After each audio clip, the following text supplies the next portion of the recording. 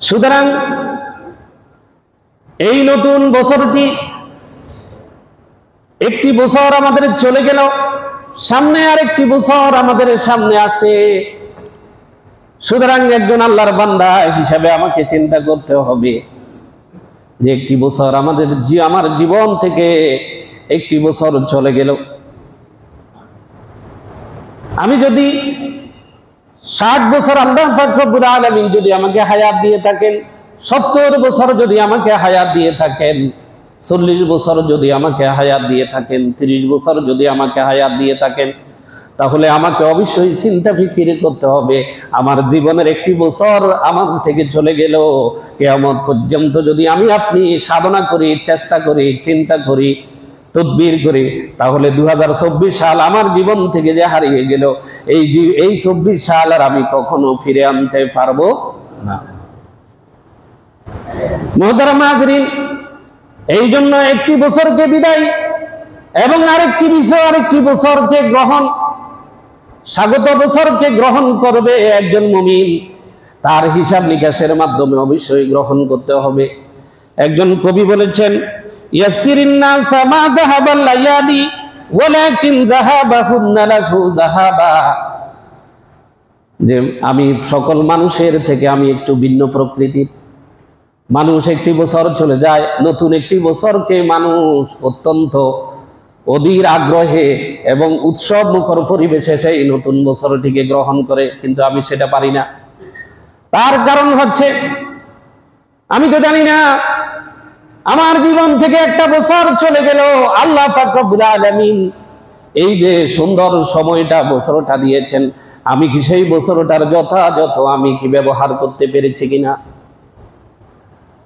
আরেকটি নতুন বছর আসছে, সেই নতুন বছর আসবে এবং আমার জীবন থেকে সেই নতুন বছরটি এক সময় হারিয়ে যাবে। আমি থাকবো না, এক সময় দুনিয়া থেকে আমাকে চলে যেতে হবে এবং অচিরেই আমাকে আল্লাহর আদালতে দাঁড়াতে হবে, হিসাবের কাঠগড়ায় দাঁড়াতে হবে এবং আল্লাহর কাছে ফাই ফাই করে প্রতিটি মুহূর্তের হিসাব আমাকে দিতে হবে। পবিত্র কোরআনুল কারীমে সূরা আম্বিয়ার প্রথম আয়াতে আমার আল্লাহ পাক রব্বুল আলামিন বলেন, ইকতারাবা লিন-নাসি হিসাবুহুম ওয়া হুম ফি গাফলাতিন মুরিদুন। মানুষের হিসাব অত্যন্ত নিকটবর্তী। আমরা সকলে বলি আল্লাহু আকবার। অত্যন্ত নিকটবর্তী, অথচ মানুষের ব্যাপারে উদাসীন রয়েছে। এক সময় আমরা ছোট ছিলাম, এরপর একদিন, 2 দিন, 1 মাস, 2 মাস, 1 বছর, 2 বছর, এভাবে অতিক্রম হতে হতে আমাদের অনেকের দাড়ি পেকে যাচ্ছে এবং অনেকের দাড়ি পেকে গিয়েছে। এক সময় বাচ্চা ছেলে ছিল, এখন যুবক হয়েছে, যুবক বৃদ্ধ হয়েছে। এভাবে আমার জীবন তো শেষ হয়ে যাচ্ছে, কিন্তু পরকাল যে আমার সামনে রয়েছে, সেই জীবনটা আমার কেমন হবে সেই চিন্তা ফিকির করার সময় এখনই আমার সামনে রয়েছে। সুতরাং একজন মুসলমান, একজন মুমিন কখনো নতুন বছরকে 31st নাইটের মাধ্যমে উদযাপন করতে পারে না। কারণ 31st নাইটে যে অনুষ্ঠানগুলির মাধ্যমে নতুন বছরকে উদযাপন করা হয়, আমাদের ইসলামের সাথে প্রতিটি বিষয় হলো সাংঘর্ষিক। ইসলাম সেগুলিকে সমর্থন করে না, একজন মুমিনের ঈমান সেটাকে অ্যালাউ করতে পারে না। সুতরাং আমাদের পরিবার পরিজন, আমাদের ছেলেমেয়ে যারা রয়েছে আমাদেরকে বুঝাতে হবে, সাবধান করতে হবে যে আমরা মুসলমান, আমাদের নিজস্ব একটা দৃষ্টিভঙ্গি রয়েছে, নিজস্ব একটা কৃষ্টি কালচার রয়েছে। অন্য ধর্মের, অন্য সংস্কৃতির মধ্যে আমি আমার জীবনকে উৎসর্গ করতে পারি না, গা ভাসিয়ে দিতে পারি না। আমাদেরকে সতর্ক থাকতে হবে, কেননা আল্লাহর হাবিব সতর্ক করেছেন, মান তাশাব্বাহা বিকওমিন ফাহুয়া মিনহুম। বিশ্বনন্দিত মুহাদ্দিস ইমাম আবু দাউদ রাহমাতুল্লাহ আলাইহি তার সুনানে আবু দাউদের মধ্যে হাদিসটি নিয়ে এসেছেন, যেই ব্যক্তি যেই সম্প্রদায়ের সাদৃশ্য গ্রহণ করবে, যেই ব্যক্তি অথবা যেই দল যেই কওমের সাদৃশ্য গ্রহণ করবে, যেই জাতির সাদৃশ্য গ্রহণ করবে, সেই তাদের দলভুক্ত হবে। আমরা সকলে বলি নাউযুবিল্লাহ। মুহতারাম হাজিরিন, সুতরাং আমাদেরকে সতর্ক এবং সচেতন থাকতে হবে। নতুন বছরটিকে আমাদেরকে অবশ্যই একজন মুমিন নতুন বছরে দাঁড়িয়ে আল্লাহর কাছে ক্ষমা চাইবে। রব্বুল আলামিন বিগত বছর যেইভাবে নামাজ আদায় করা দরকার ছিল, ইসলামের বিধিবিধানগুলি পরিপূর্ণ ইসলামের উপর থেকে জীবনটা পরিচালনা করা দরকার ছিল, সেভাবে আমি পারি নাই। রব্বুল আলামিন অনুগ্রহ করে আমার বিগত বছরের যাবতীয় গুনাহগুলিকে আপনি ক্ষমা করে দিন। নতুন বছর উঠি যাতে এভাবে নষ্ট না হয়ে যায়। রব্বুল আলামিন নতুন বছরকে যাতে আমি দুনিয়া আখিরাতের কল্যাণে কাজে লাগাতে পারি, তার জন্য যা কিছু প্রয়োজন সব কিছু যাতে আমি করতে পারি, ওগো মালিক আপনার কাছে নতুন বছরে আমি ফরিয়াদ করছি। রব্বুল আলামিন অনুগ্রহ করে আপনি আমার নতুন বছরটাকে মঙ্গলময় এবং উজ্জ্বলময় করে দিন। দুনিয়া আখিরাতের সফলতার বছর হিসাবে আপনি নতুন বছরটাকে আমার জন্য করে দিন। সুবহানাল্লাহ। আল্লাহ চাইলে পারেন কিনা? সবাই বলেন পারেন কিনা? পারেন। তো সুতরাং চাইতে হবে তো।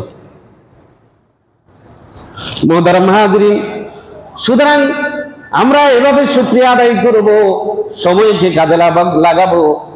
পুরাতন বছর আমাদের থেকে বিদায় দিয়ে নতুন বছর আসলো, আমরা আল্লাহর শুকর আদায় করছি, সকলে পড়ছি আলহামদুলিল্লাহ। মুহতারাম হাজিরিন, মানুষের জীবনের সবচেয়ে বড় সফলতা হলো পরকালের মুক্তি। সবচেয়ে বড় সফলতা কি? পরকালীন মুক্তি। মুহতারাম হাজিরিন, যেই ব্যক্তি আল্লাহর শুকর আদায় করবে, শুকরগুজার বান্দা হবে, আল্লাহ পাক রব্বুল আলামিন পবিত্র কোরআনুল কারীমের সূরা আল ইমরানের 146 নম্বর আয়াতে আমার আল্লাহ পাক রব্বুল আলামিন বলেছেন, যেই ব্যক্তি শুকরগুজার বান্দা হবে আল্লাহ পাক রব্বুল আলামিন পরকালে তাকে মুক্তি দিয়ে দিবেন। সুবহানাল্লাহ। পবিত্র কোরআনুল কারীমে আল্লাহ পাক রব্বুল আলামিন বলেন, ওয়াসাইয়াজিল্লাহু শাকিরিন, অচিরেই আল্লাহ শুকর আদায়কারী বান্দাদেরকে প্রতিদান দিবেন। আল্লাহ পাক রব্বুল আলামিন তাদেরকে জাহান্নামের কঠিন আযাব থেকে আল্লাহ পাক রব্বুল আলামিন তাদেরকে পরিত্রাণ দিবেন। শুকরের মাধ্যমে একজন বান্দা যখন শুকরিয়া আদায় করে, সেই শুকরের মাধ্যমে ইবাদতের পূর্ণতা আসে। নামাজ, রোজা, হজ, যাকাত পালন করা যেমন ইবাদত, তেমনি আল্লাহর নিয়ামতের শুকরিয়া আদায় করাও সেটাও কি ইবাদত, সেটাও কি ইবাদত।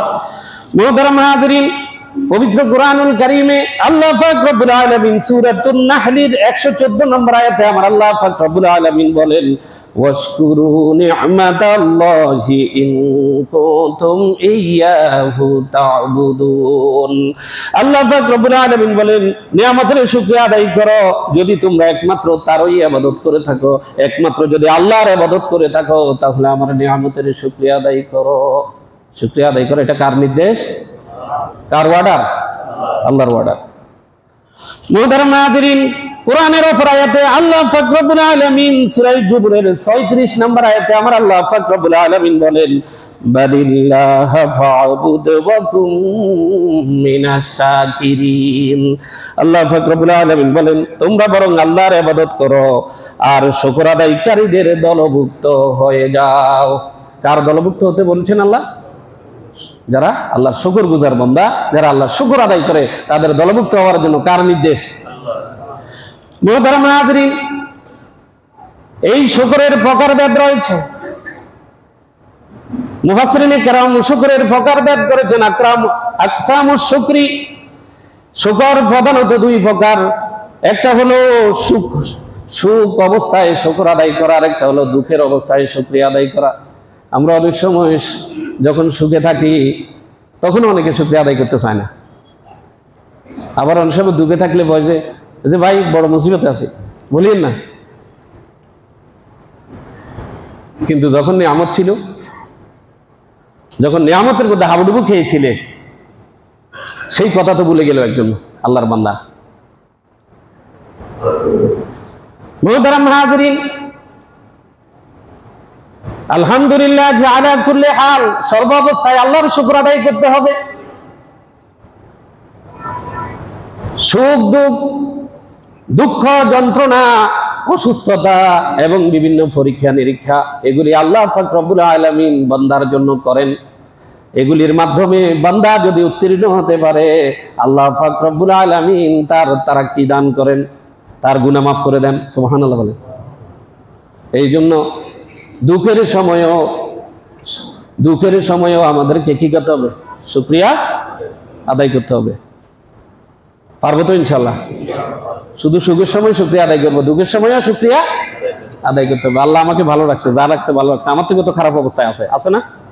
তো এই অনুভূতি যখন একজন বান্দার অন্তরের মধ্যে আসে, তখন তো যে আমি সমস্যায় আছি, অসুস্থ আছি, এই অবস্থায় আছি, দেখেন না? আবার প্রশ্ন করেন কেন?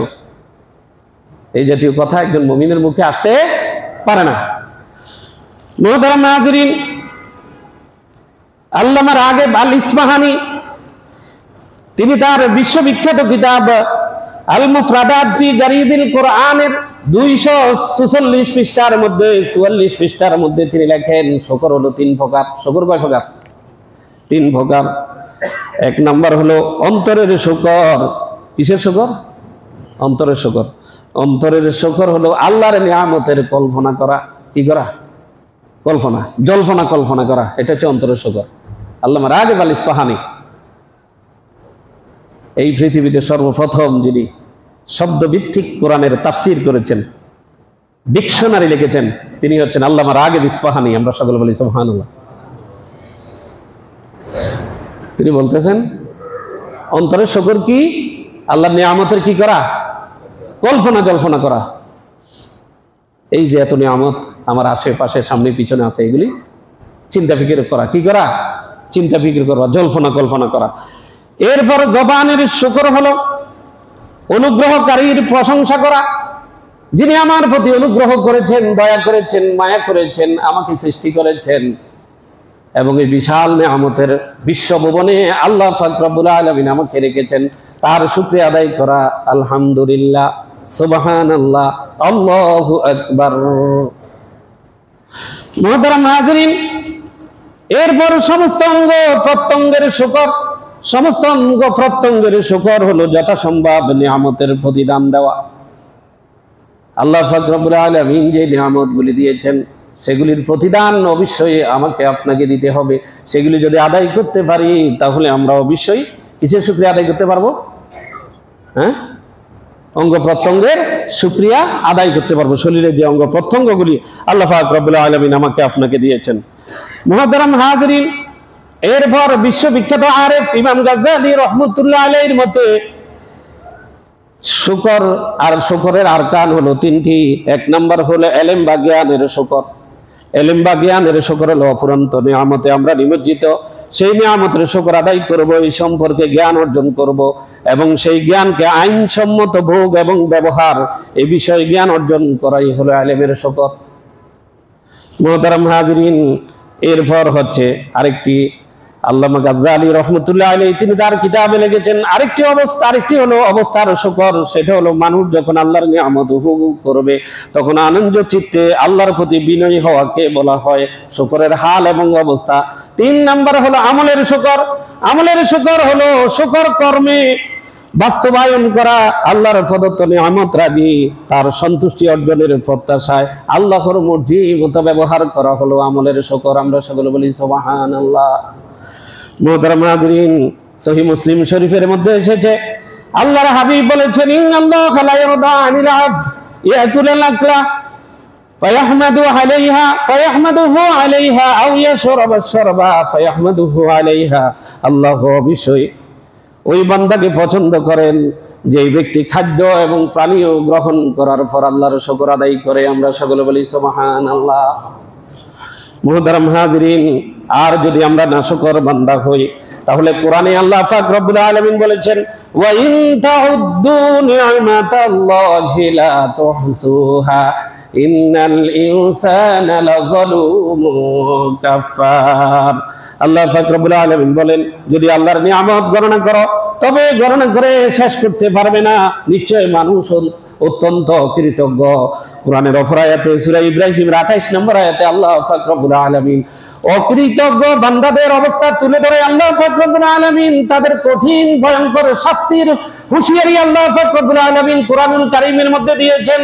আল্লাহ পাক রব্বুল আলামিন বলেন, আলাম তারা ইলাল্লাযীনা বাদদালু নি'মাতাল্লাহি কুফরান ওয়া হাল্লু কওমাহুম দারাল বাওয়ার জাহান্নামা ইয়াসলাউনাহা ওয়া বিইসাল করার।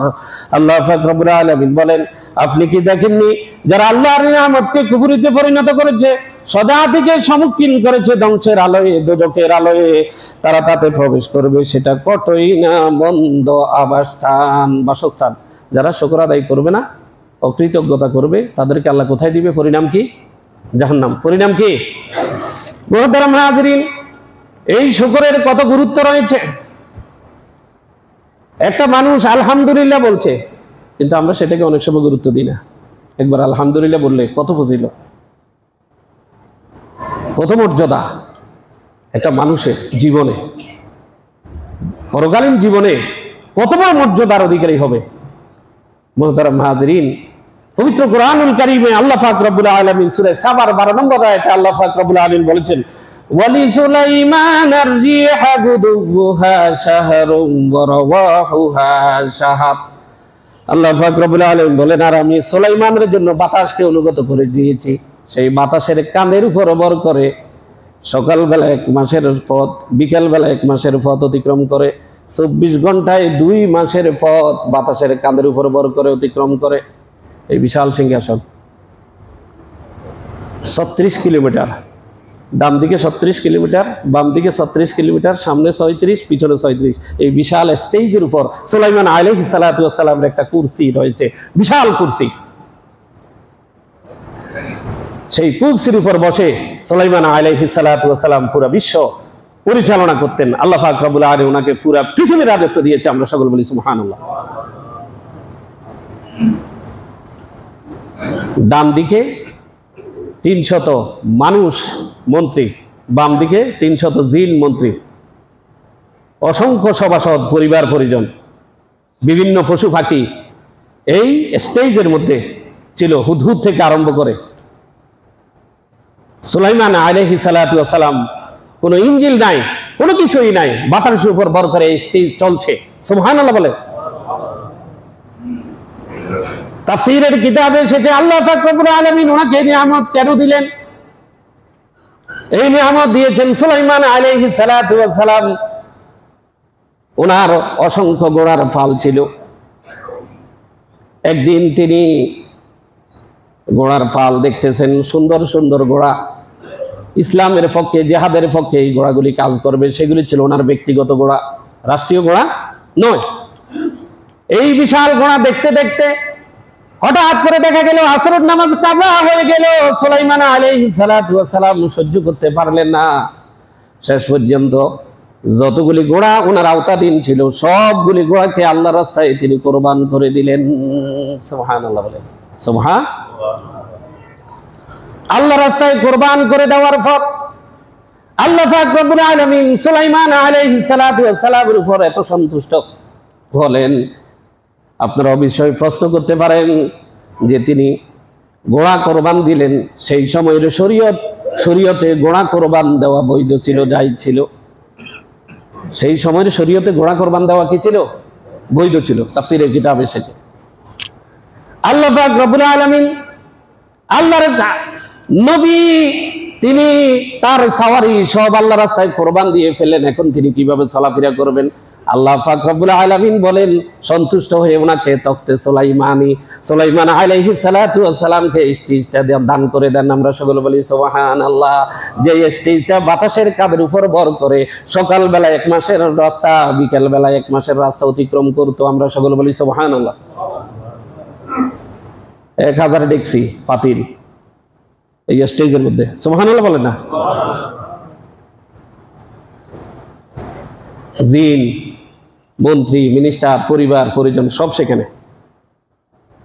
এই বিশাল স্টেজ বাতাসের উপর চলছে। হঠাৎ করে এক ব্যক্তি নিচ থেকে তাকিয়ে দেখে সুলাইমান আলাইহিস সালাতু ওয়াস সালামের সিংহাসন আকাশে উঠছে। আল্লাহর দিকে তাকিয়ে, আল্লাহর আরশে আজিমের দিকে তাকিয়ে বললেন, রব্বুল আলামিন, আপনার নবীকে আপনি এত বড় ক্ষমতা দিলেন, এত পাওয়ার দিলেন। সুবহানাল্লাহ বলেন।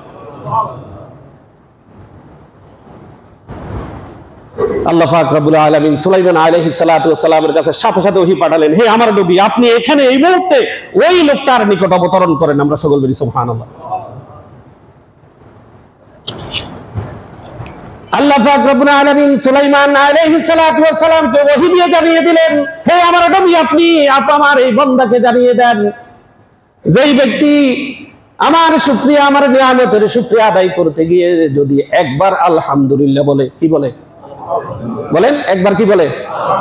একবার যদি আলহামদুলিল্লাহ বলে, আমি আল্লাহর কাছে এই তফসির সুলাইমানী থেকে শ্রেষ্ঠ। আমরা সকল বলি সুবহানাল্লাহ।